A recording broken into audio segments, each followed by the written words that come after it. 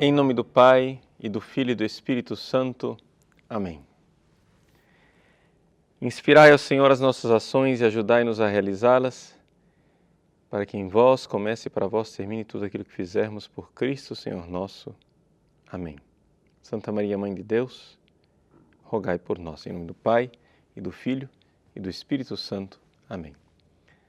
Boa noite a todos, uma alegria nós estarmos juntos aqui no nosso programa ao vivo.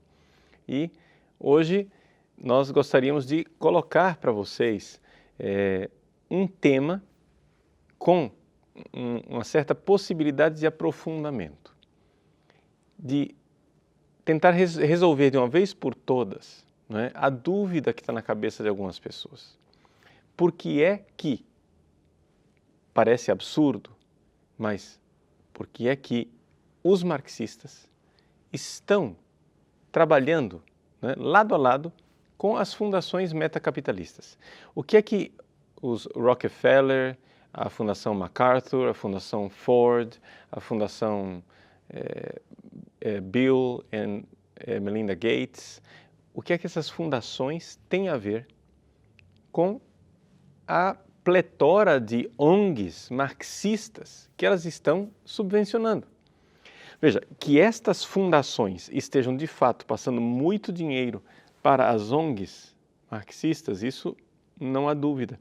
Por quê? Porque a maior parte dessas fundações tem nos seus sites a lista de instituições que elas ajudam. E não é difícil, tem lá a lista, a instituição e a quantidade de dinheiro que foi passada para aquela instituição. Por isso, não se trata de teoria da conspiração, é um fato constatado por estas listas.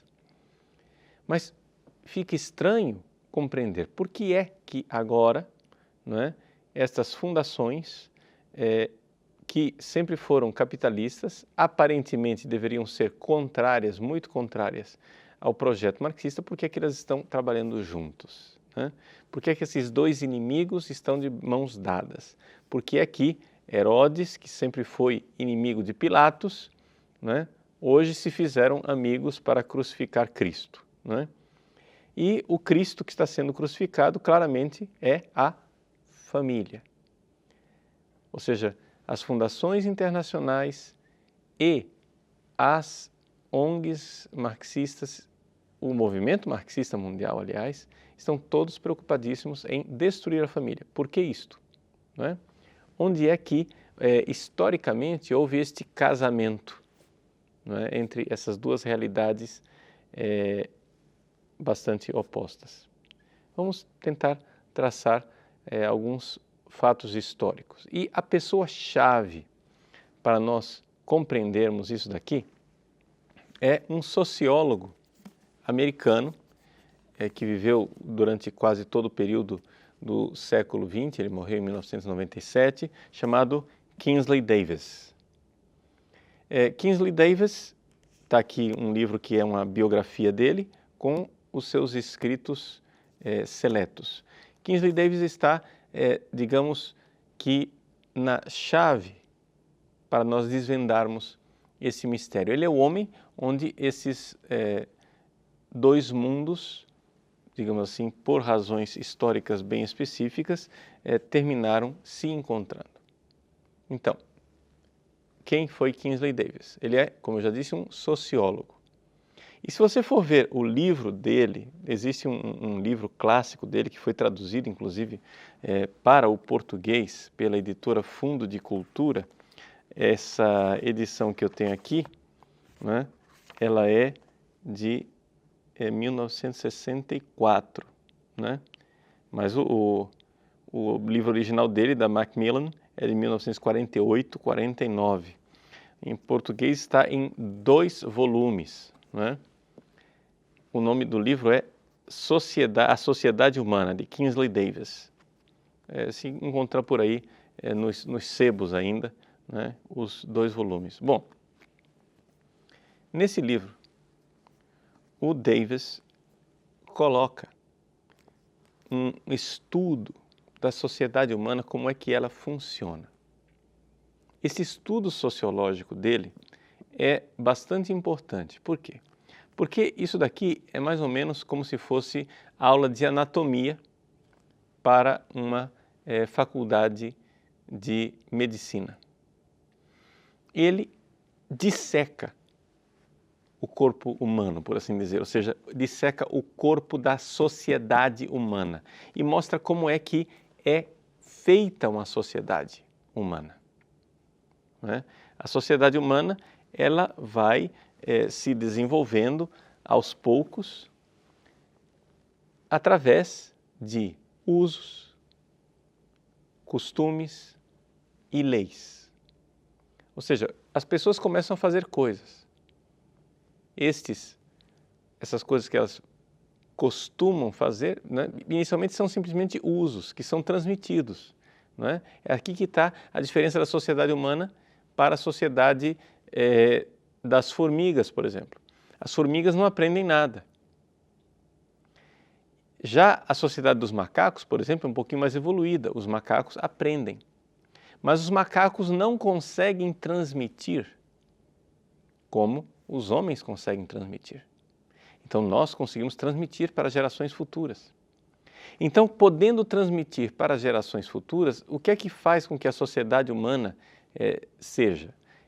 São os usos que vão sendo transmitidos. Esses usos, quando eles vão se solidificando e começa a haver uma série de punições e recompensas sociais, eles se tornam costumes. Se você vai contra um costume, as pessoas já começam a olhar para você de esguelha, assim, já esse cara está fora, né? E quando esses costumes se solidificam, eles se tornam leis. E as leis, então, terminam punindo as pessoas. Então, a sociedade humana, analisa o Davis, é uma sociedade que vai para a frente, né?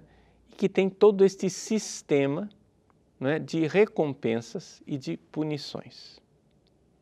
Ora, diz o Davis, quando nós queremos mudar a sociedade, nós temos que mudar esse sistema, temos que mudar essa realidade de recompensas e de punições, essas leis, usos e costumes que se condensam em instituições.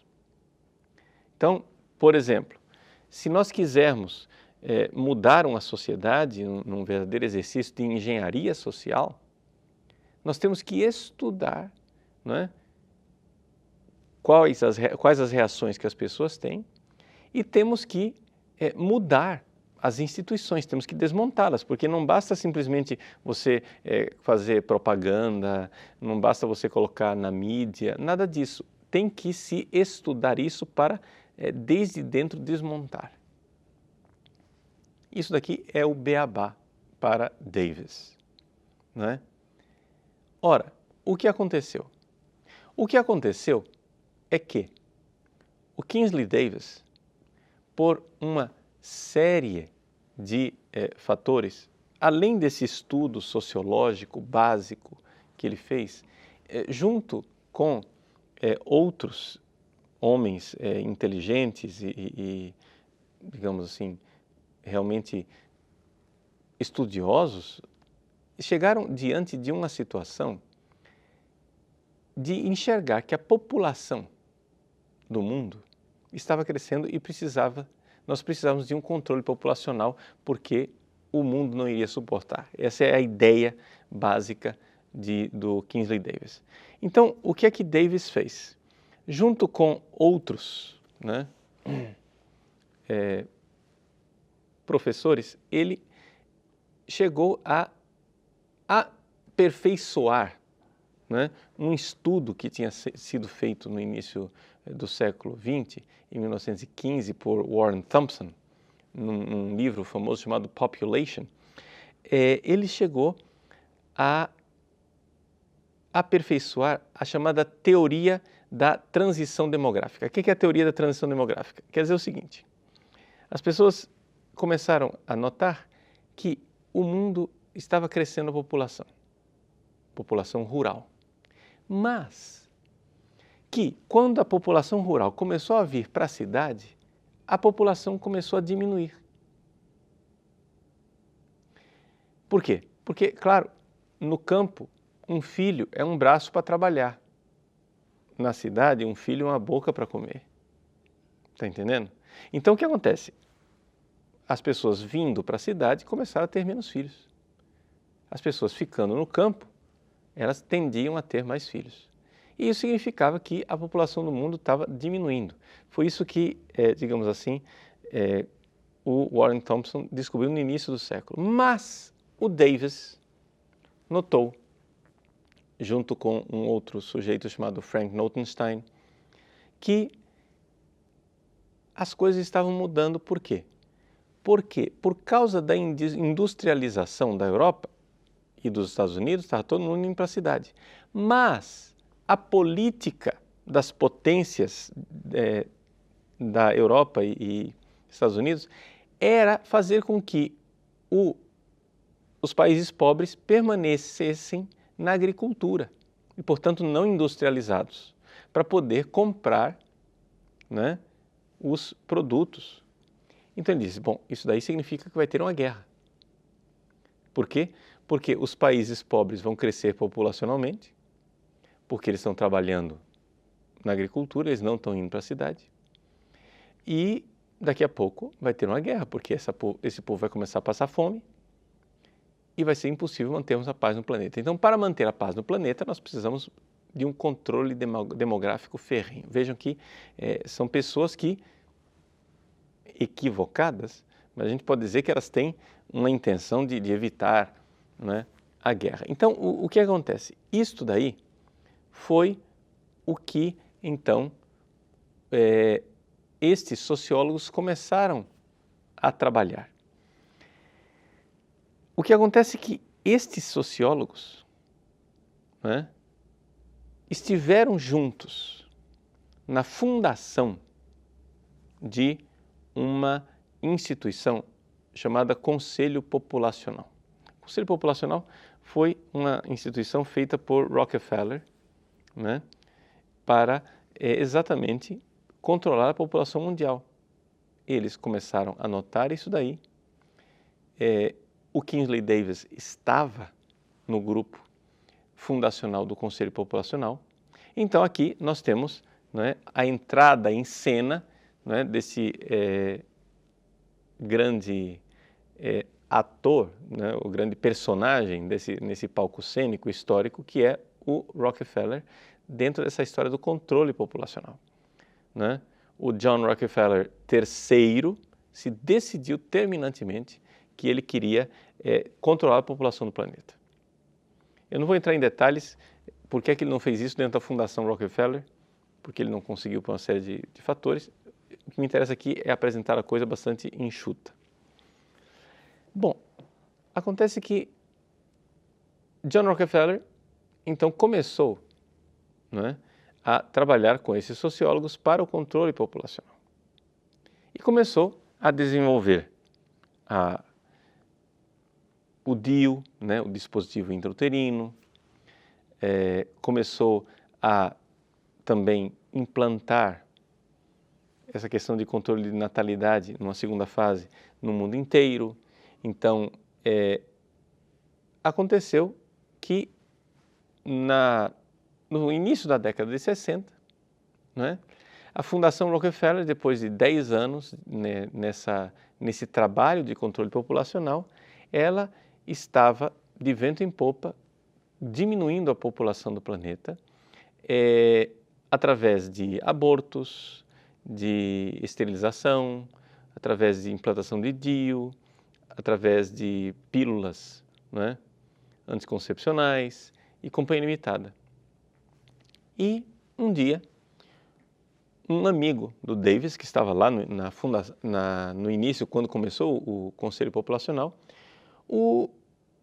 esse chamado Frank Notenstein, o Notenstein um dia foi para um almoço com o Davis e ele tinha acabado de voltar de uma viagem internacional, estava empolgadíssimo, dizendo, veja, nós estamos diminuindo a população do mundo, que maravilha, quantos abortos, quanta gente está deixando de nascer, nós estamos salvando o mundo, né? Esse almoço, né, está descrito aqui nessa biografia do Davis, porque o autor, esse David Hare, ele estava presente nesse almoço, né? O almoço aconteceu no dia 17 de maio de 1963. E o Notenstein empolgado, dizendo, olha, nós estamos diminuindo, não estamos salvando o mundo. E o Davis quieto. Até que lá pelas tantas, o Notenstein disse, como é, você não vai dizer nada? Eu estou te dizendo, nós estamos fazendo um bem imenso, nós estamos salvando o planeta. O Kinsey Davis disse assim, olha, eu estou decepcionado com você. Porque você parece que não trabalhou comigo no desenvolvimento da teoria da transição populacional. Você parece que não estudou sociologia. Você está fazendo coisas ridículas. Ora, vocês estão colocando DIU nas mulheres, vocês estão fazendo aborto, etc, etc. Mas isto não vai resolver o problema do planeta. Por quê? Porque as pessoas põem DIU nas mulheres, elas descobrem que tem um DIU, né? E depois tira e volta a ter filho. Elas fazem um aborto hoje, mas isso não impede que ela tenha um filho amanhã. Isso não vai mudar nada. Vocês estão despejando dinheiro à toa. Vocês estão agindo de forma errada. E aquele almoço, então, foi um almoço que, assim, muito tenso, difícil. O Notenstein não concordou com aquilo, o Davis, os dois se separaram, mas então o Kinsey Davis ficou cozinhando aquela coisa, até que finalmente ele publicou em 1967, na revista Science, né, um artigo que está também presente aqui nesse livro, no dia 10 de novembro de 1967. Population Policy. Will current program succeed? Política populacional. Os programas atuais irão ter sucesso? Será que vão ter sucesso? E neste artigo importantíssimo, Davis chega, né, a mostrar às pessoas onde é que está o equívoco. Ou seja, o Rockefeller com o Conselho Populacional, a USAID, que era a Agência Americana para o Desenvolvimento e Ajuda dos países subdesenvolvidos, estavam fazendo esse controle, mas eles não estavam fazendo controle populacional. Eles estavam fazendo controle familiar. Não interessa controle familiar, interessa controle populacional. Por quê? Porque vocês têm que entender, diz o Davis no seu famoso artigo, que para você mudar a população, você tem que mudar, né, a questão das punições e recompensas. Você tem que transformar a sociedade, a instituição da sociedade tem que ser mudada. Porque é a única forma, ou seja, se vocês controlam a população daquela família, qual é o problema? O problema da mulher, a mulher problema em termos de controle demográfico, não é a mulher que controla ou não controla os seus filhos, que ela usa pílula ou não usa pílula, que ela usa camisinha ou não, se ela põe DIU ou não, se ela aborta ou não. Se a mulher aborta, usa pílula, DIU, etc., isso não é problema. Sabe qual é o problema da mulher? É que ela queira ter filho. Porque se ela continuar motivada para ter filho, ela vai ter, ela não vai usar esses métodos. Vocês têm que mudar a motivação. E para mudar a motivação nesse sistema de recompensas e punições, vocês têm que mudar o tecido social, a instituição. Vocês têm que mudar os usos, os costumes e as leis, senão não vai mudar nada. Então vocês têm que trabalhar na realidade do relacionamento homem e mulher, ou seja, uma coisa chamada família. Né? O nome disso, né, é família. Vocês têm que mudar isso, senão não vai funcionar. Ao fazer isso, Davis não foi aceito pela comunidade da época. Mas ele continuou ensinando isto. E ele teve uma aluna brilhante que trabalhou inicialmente no Conselho Populacional, mas depois foi contratada pela Fundação Ford. Esta aluna chama-se Adrienne Germain. As feministas conhecem perfeitamente quem é Adrienne Germain. É uma senhora nascida em São Francisco, na Califórnia, nos Estados Unidos, no dia 13 de maio de 1947, que Nossa Senhora de Fátima, né, consiga a conversão dessa mulher. Porque essa mulher fez e faz um mal imenso para as famílias do planeta. E ela tem, claramente, toda essa história da lei do cavalo de Troia, a mudança do conceito de violência, etc. e tal, são coisas criadas pela Adrienne Germain. Bom, você vai encontrar aí, o pessoal da equipe do site vai colocar para vocês um vídeo em que em 2012, ou seja, 2 anos atrás, a Adrienne Germain deu entrevista na Universidade de Harvard. Você pode assistir a entrevista dela, não é? São 44 minutos. Quem conhece inglês, né, pode assistir essa entrevista. E ela fala claramente qual foi a trajetória da vida dela. Ela disse assim, olha, eu estive no Peru e fiquei chocada. Ela disse, naquela época eu não sabia espanhol direito, mas aquilo que poderia ser um handicap, na verdade, fez com que eu ficasse chocada com o que eu vi. Foi uma coisa visceral, eu fiquei chocada com a situação das mulheres do Peru. E eu comecei a ver, a partir daquilo que eu tinha aprendido com o meu professor Kingsley Davis, está lá no vídeo. Eu comecei a ver com o meu professor que, analisando a partir daquilo que o meu professor tinha me ensinado, que aquelas mulheres não iam parar de ter filhos. Por quê? Porque elas tinham razões para ter filhos. Elas tinham motivações para ter filhos. E que nós precisávamos mudar as motivações. Então, com essa experiência que a marcou profundamente no Peru, ela veio de volta para os Estados Unidos, foi contratada pela Fundação Ford e na Fundação Ford ela começou a criticar tudo que estava sendo feito, não é? E ela encontrou lá um senhor que foi benévolo com ela e disse, olha, você é crítica, eu acho que nós estamos precisando de uma pessoa assim. E deixou ela criticar, né? Deixou ela escrever um relatório criticando onde é que estava o problema. Basicamente, Adrienne Germain conseguiu mostrar o seu ponto de vista. Ela depois, num encontro com o Rockefeller, convenceu o Rockefeller que a política dele estava errada e então mudou a história do planeta. Ou seja, essa mulher conseguiu convencer o Rockefeller aquilo que Davis no seu artigo não tinha conseguido.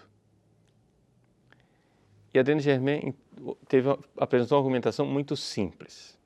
A argumentação foi a seguinte: ou vocês que querem controlar o crescimento populacional, ou vocês começam a pensar a partir da perspectiva da mulher, ou vocês não vão mudar nada. Não é? Vocês só estão preocupados aí em fazer aborto, em fazer não sei o que, etc. Tal. Tudo bem, veja, isso, que aprovem o aborto é uma coisa legal, é uma coisa boa. Que façam anticoncepcionais é uma coisa boa, mas o problema não é esse. O problema é que as mulheres continuarão motivadas para ter filhos. Eu vi no Peru, eu vi em Bangladesh, as mulheres continuam tendo razões para ter filhos. E nós precisamos mudar isso. Nós precisamos dar um outro projeto para elas, uma outra identidade, que elas não queiram mais ser, ela não diz dessa forma, né? Mas nós podemos tirar as conclusões, porque é isso mesmo, que elas não queiram mais ser mãe e esposa, mas elas queiram ser empresárias, têm os seus projetos, suas coisas de vida, etc. Tal, têm alternativas, e não queiram mais simplesmente ter filhos, porque esse negócio de ter filho, ter filho, ter filho, ter filhos, daí vai desgraçar a vida dela. E essa foi a argumentação da Adrienne Germain. Ora, aqui nós temos um verdadeiro upgrade, digamos assim, na história do aborto e da destruição da família. Por quê? Porque isto que o Kingsley Davis está dizendo, que a Adrienne Germain conseguiu convencer o Rockefeller, não é? É o quê?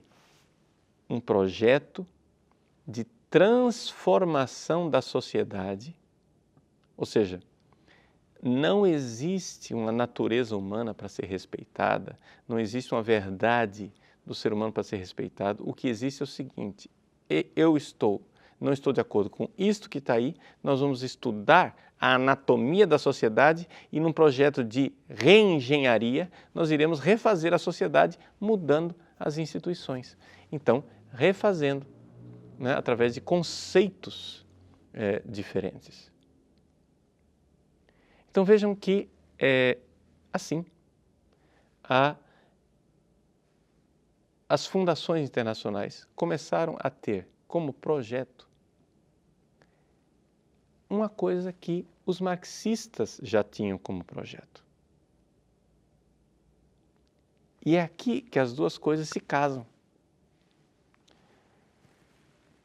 Karl Marx, quando ele morreu, ele tinha reiniciado uma fase filosófica, porque assim, o Marx, na primeira fase da vida dele, foi bastante filosófico, depois ele dedicou a vida inteira dele para escrever o Capital, que era um negócio de economia, né? E depois, no fim da vida, ele começou a pensar filosoficamente outra vez. E no fim da vida, ele deixou lá umas anotações, né?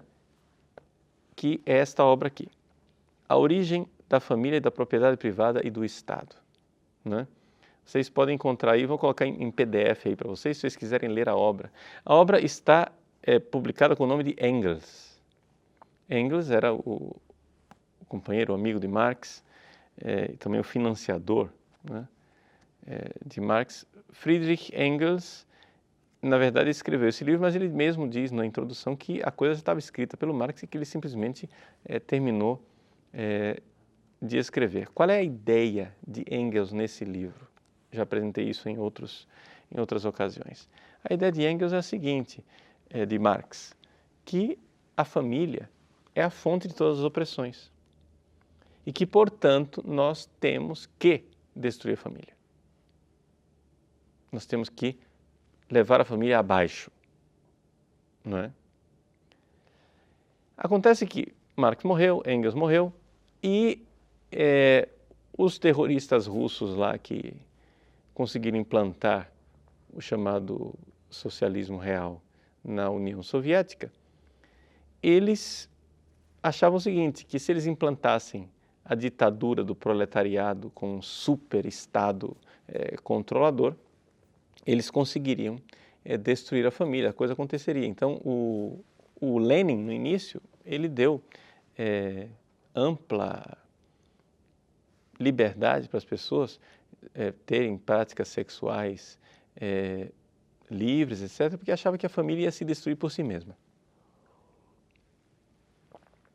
Como aquilo lá virou confusão, eles depois começaram a passar leis repressoras, porque viram que a sociedade russa não estava pronta ainda, estava virando um caos.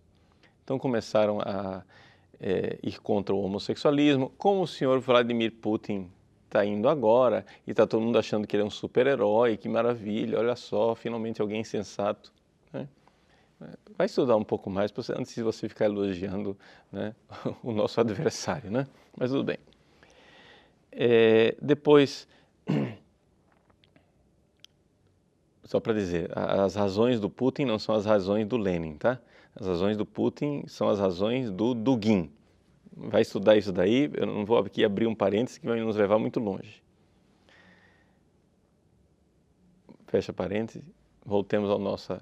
Então, os russos começaram a ver que não adiantava, começaram a reprimir pornografia, não sei o que, essas coisas.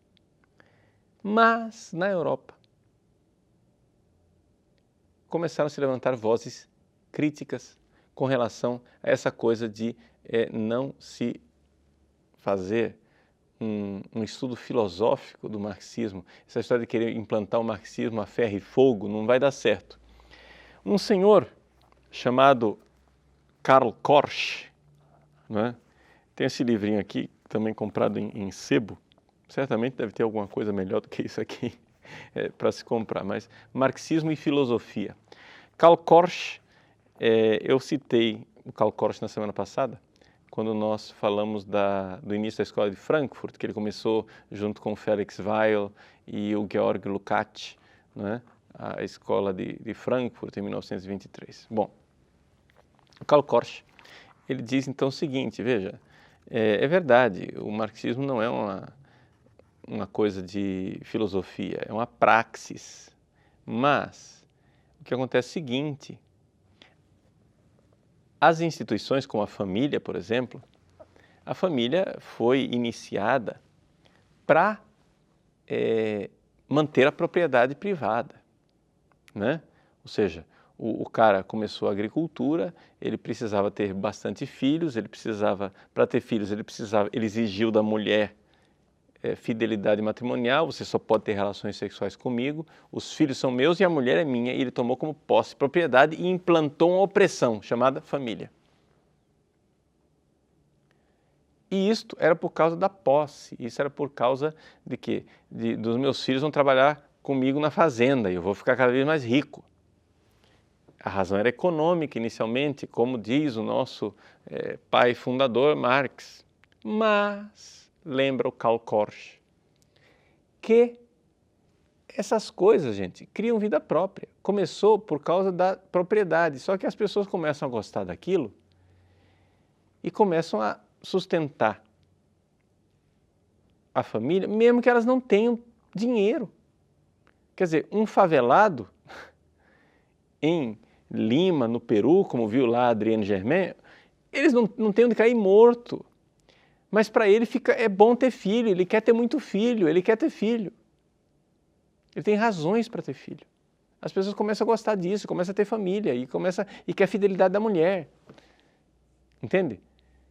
Então, esse pessoal vai querer continuar. Ou seja, nós temos que fazer uma antifilosofia para destruir isso, que é exatamente o caminho da escola de Frankfurt. Mas hoje não gostaria de falar de escola de Frankfurt, só estou dizendo que esse é o passo, né, importante. Aí então é que entra a questão das mulheres marxistas, né? Você veja, quando nós falamos dessa coisa de feminismo, controle da natalidade, etc e tal, se você quiser uma história bastante completa, né, para ver como é que essas coisas foram evoluindo, não é do feminismo que eu estou falando agora, hein? Eu estou falando dessa coisa de controle de natalidade. Vocês vão notar, né, existe esse livro aqui, do Matthew Connelly, Fatal Misconception. Esse livro, ele trata dessa questão do controle populacional durante todo o século XX, no mundo inteiro. E ele mostra, né, como algumas feministas realmente foram importantes, né? Por exemplo, a Margaret Sanger, no início, ela trabalhou para essa coisa de fazer a pílula anticoncepcional e implantar o aborto, a Planned Parenthood, que a gente tem hoje em dia, que é uma criação dela. Mas isto que ela fez, né, ela investiu sim, ela se casou com um cara milionário de propósito, exigiu dele que ela tivesse direito de ter sexo com quem quisesse, porque a Sanger ela tinha uma ideia de que quanto mais sexo você fizesse, mais evoluída ia ser a sua inteligência. Então ela achava que todo mundo tinha que ter pelo menos 3 relações sexuais por dia. E ela vivia isso. E ela casou com um cara rico, fez ele assinar um contrato dizendo que ela estava livre para ter relações sexuais com quem quisesse e usou o dinheiro dele para estudar a questão do desenvolvimento da pílula anticoncepcional, que o Rockefeller não tinha dado muito bola para a coisa no início. Bom, o fato é o seguinte, a Sanger era mulher, era feminista, mas ela não tinha ainda entendido, né, que era necessário mudar a sociedade. Ou seja, essa coisa da Sanger era muito primitiva. Então, o que aconteceu? Do lado das marxistas, das mulheres marxistas, se começou então a desenvolver também um estudo para ver que era necessário tomar posse desta grande herança do Marx, que estava aqui, na origem da família, propriedade privada e do Estado. Nós precisamos retomar isso daqui e destruir realmente a família, que é o que está oprimindo a mulher. Não adianta nada vocês quererem libertar os proletários e o próprio proletário em casa oprime a mulher e os filhos. O que adianta? Então nós precisamos libertar a mulher. Para libertar a mulher, então começaram as mulheres a fazer estudos. Primeiro apareceu esse livro, Sexual Politics, Política Sexual, de Kate Millett. O pessoal do site vai colocar para vocês aí o PDF disso daí em português, né? Eu não tenho o livro em português, eu tenho aí o PDF em português. Aqui é a questão o livro da Kate Millett, que foi publicado em 1970. Esse aqui é uma tese de doutorado. E ela mostra nessa tese de doutorado exatamente a história lá de Marx, e mostrando, olha, não adianta, se vocês quiserem acabar com a opressão da mulher, né, tem que acabar com a família. Ela faz isso como tese de doutorado. Só que essa tese de doutorado dela é uma tese de doutorado, claro, mas quem realmente, interessante que houve uma sincronia, a gente não sabe se foi combinado ou se não foi, ou se agiram independentemente, mas na mesma época, né, surgiu o livro da Shulamith Firestone, Sulamita Firestone, né, que era bem mais radical na forma de falar, né, a dialética do sexo, né, uma defesa da revolução feminista.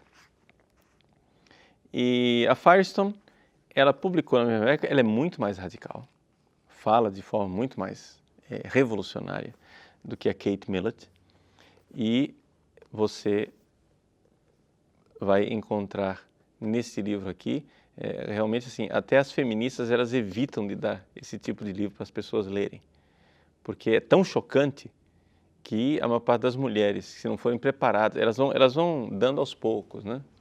Elas primeiro dão um livro, depois dá outro, e quando a pessoa vê que a pessoa está pronta, elas vão e dão isso daqui.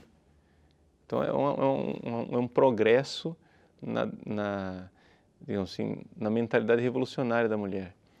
E esse livro aqui, ele realmente é chocante, porque ela realmente trata a mulher, né, dentro da família, como a situação da mulher dentro da família é pior do que de uma prostituta, que é a escrava sexual realmente.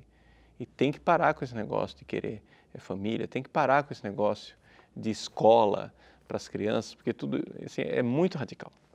Bom, por que eu estou dizendo tudo isso? Eu estou dizendo tudo isso porque dentro daquilo que nós queremos apresentar para vocês, eu quero que vocês entendam que dentro do marxismo também havia esta vontade, e há esta vontade, de destruir a família e destruir, né, esta instituição e a sociedade. Ou seja, nós de repente aqui temos, por um lado, o Kingsley Davis e Adrienne Germain, que não são marxistas, querendo as mesmas coisas que as marxistas, como Kate Millett, Sulamita Firestone, querem. E então é aqui que as duas coisas se encontram. Este é o encontro, digamos assim, no nível filosófico e ideológico das duas realidades. E é por isso então que Herodes e Pilatos ficaram amigos. Ou seja, os marxistas radicais querem transformar a sociedade, e para transformar a sociedade precisam destruir a família. Ora, também, não é, as fundações internacionais, através do pensamento do Davis e da Adrienne Germain, que os convenceu, também querem transformar a sociedade e, nesse processo, precisam destruir a família. É nisto daqui tudo que entra, por exemplo, toda a realidade da ideologia de gênero. Então, aquilo que a gente viu, você tem, no site nós temos o condensado disso daqui em PDF, The Gender Agenda, de Dale O'Leary. Esse livro é de uma católica que esteve presente, não é? No encontro, nessas conferências internacionais de defesa da mulher em Pequim, e ela mostra claramente como foi introduzido, né, o conceito de gênero dentro da ONU e com que finalidade. Ela mostra a agenda marxista que está por trás. Por exemplo, na página 109, que é o capítulo 9, ela diz assim: Really Radical Feminism. Feminismo realmente radical. Engels não foi o único marxista que influenciou o pensamento feminista. O italiano, marxista Antonio Gramsci, etc. E, tal, e vai apresentando, né? É muito interessante. E finalmente, então, ela vai e apresenta aquela que é a pensadora que, através dessas revolucionárias marxistas, conseguiu gerar esse conceito de gênero, que é o que nós temos hoje, que é a Judith Butler. Aqui nós temos em português Problemas de Gênero, Feminismo e Subversão de Identidade, né? Da Judith Butler. Eu tenho também, o acesso que eu tive inicialmente foi em inglês, né? Gender Trouble, e ela apresenta com toda clareza, né, aquilo que é a sua teoria, e uma teoria que nós sabemos muito bem, já apresentamos aqui no nosso site, como é que esse negócio nasceu lá atrás, através do Dr. John Money, aquele desastre, né, que houve na experiência dos gêmeos, onde um teve o pênis cauterizado, ele tentou educá-lo como mulher, etc. e tal, e foi um fracasso. Mas isso daí nós já apresentamos aqui no nosso programa, num desses nossos estudos. Então vejam só, toda esta realidade, não é? Nós vemos que são pessoas que investiram em conhecimento e que hoje estão transformando o mundo. Eu estou apresentando aqui essa quantidade enorme de livros para você entender que não haverá solução para nós se nós também não investirmos em conhecimento. Porque quando eu apresento para você esses livros que te dizem claramente como é que as coisas aconteceram e como é que as coisas foram geradas, você então entende que se hoje estão atacando a família, estão querendo fazer divórcio relâmpago, se querem que os nossos filhos tenham sexo sem compromisso, se querem colocar tipos de casais alternativos, casal gay, se não querem mais celebrar Dia do Pai e Dia da Mãe na escola, se não querem, mas que tudo isso não é a sociedade que enlouqueceu espontaneamente. Não. existem pensadores por trás que querem isto e agem com um propósito. Uns, por um lado, querem um controle populacional e para isso precisam mudar o tecido social. Outros, por outro lado, querem também a destruição da família, mas por outras razões, para implantar, né, a sua sociedade igualitária. E então é aí que Herodes e Pilatos se encontram, para vir contra a família. E, portanto, vindo contra a família, vem contra também a instituição que defende a família, porque é uma das pouquíssimas instituições que se levanta de forma organizada internacionalmente para defender a família, que é a igreja. Tá? Então, tudo isso apresentei para vocês, para que vocês, então, tenham fundamento e possam realmente apresentar com fundamento essa realidade e não caiam mais na conversa, dizendo, isso é teoria da conspiração, imagina, marxista junto com capitalista, você está louco, cara, eu nunca ouvi falar disso. Quer dizer, o argumento, né, como diz o Olavo de Carvalho, o argumento ex ignorância, né? O sujeito ele acha que ele é o centro do universo, já que ele nunca ouviu falar, então não existe. É um negócio assim absurdo. É absurdo. Então nós que não estamos de acordo absolutamente com essa engenharia social, precisamos ter conhecimento profundo, depois precisamos estudar isso tudo, compreender profundamente e não somente compreender a doença, compreender aquilo que é o caminho correto, que é o ensinamento da igreja, nossa longa tradição filosófica, não é? E que está toda baseada naquilo que é a natureza do próprio ser humano, porque a família ela é uma realidade natural, sim, ela não é invenção por razões econômicas, Sr. Marx. E ela não é uma coisa manipulável como se fosse uma massinha de modelar, Sr. Kingsley Davis. A família é uma realidade que está na própria natureza do homem. E destruir a família é destruir o homem. É destruir o ser humano como tal. É destruir o masculino e o feminino. É destruir aquilo que realmente está no nosso próprio ser. Lá atrás, historicamente, se vocês forem olhar filosoficamente, de onde foi que saiu essa realidade? Bom, na verdade, essas duas coisas hoje coincidem. Kingsley Davis se encontra com, por exemplo, Judith Butler ou outras marxistas radicais. Por quê? Porque a fonte lá atrás era uma só.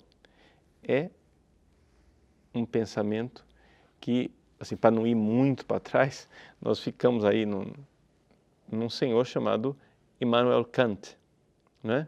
Um filósofo, Kant, que morreu em 1804, e para ele não existe verdade. Para ele a verdade é uma criação da nossa mente. Só que Kant não vivia isto. Ele dizia isso, mas ele não vivia de acordo com aquilo que ele vivia, não é? Mas depois, né, de Hegel, veio Marx, que resolveu viver desse jeito. Então, o marxismo é uma ideologia que faz com que as pessoas, né, ponham na cabeça, as pessoas creem nisso mesmo, como uma fé cega, que não existe verdade, só existe manipulação. Está entendendo? E que, portanto, o Padre Paulo, o que ele está apresentando aqui, não é uma verdade. Ele está fazendo uma manipulação a favor de interesses de classe. Não é? Então não existe verdade. A verdade é a criação da mente humana. Isto, que pelo marxismo veio de Kant, também, através de Kant, se desenvolveu depois, né, cada vez mais, num cientificismo, né, onde não existem mais realmente as verdades, e que dá origem depois a essa corrente do Davis. A raiz é lá atrás, as duas coisas depois se reencontram, né? Então, um pouco é aquilo que eu queria apresentar para vocês no programa de hoje, né? Sei que foi bastante extenso, por isso não vai dar tempo da gente abrir para as perguntas, seria até interessante a gente trocar ideias a esse respeito. Mas, ao mesmo tempo, eu gostaria de dizer a vocês que nós precisamos sim estudar, né? Precisamos compreender que essas coisas não acontecem nas nossas vidas por acaso. As pessoas estão realmente lutando para a destruição das famílias, e se nós, que sabemos que existe uma verdade e que existe uma natureza humana que precisa ser respeitada e que existe e que a família faz parte da nossa natureza e que se nós destruirmos a família, iremos nos destruir, precisamos estudar aquilo que está sendo feito negativamente e estudar o positivo, estudar a doutrina da igreja, a filosofia perene, que é o que vai realmente solucionar o nosso problema, tá bom?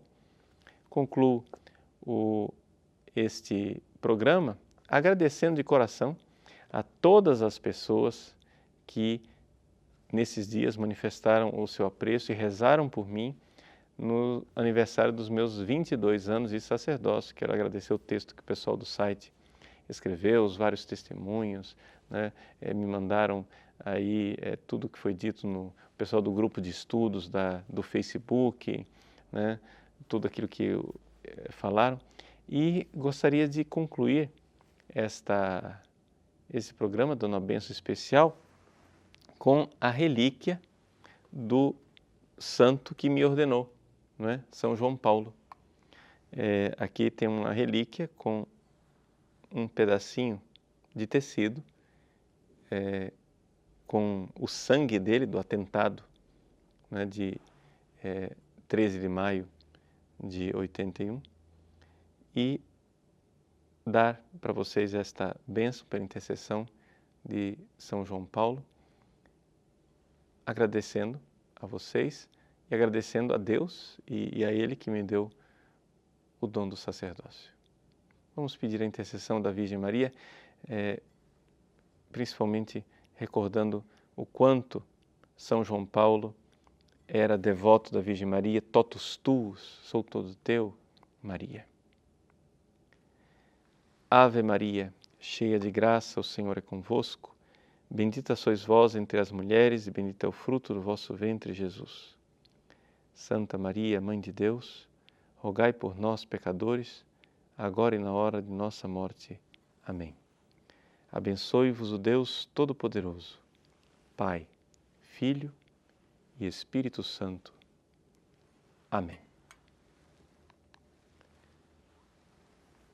Uma boa noite a todos e nos vemos no nosso próximo programa ao vivo, se Deus quiser.